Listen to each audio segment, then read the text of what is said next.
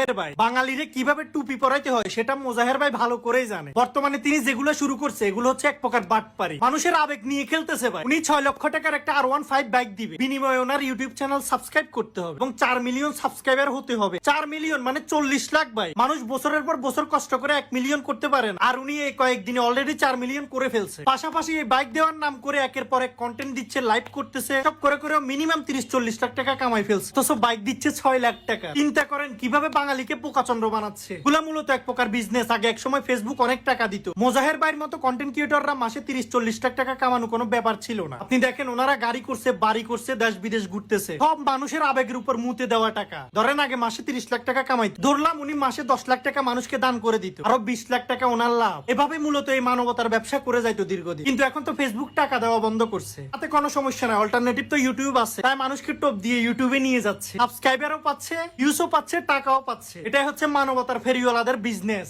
এই বাটপাড়িবে যে অবস্থা শুরু হয়েছে 4 মিলিয়ন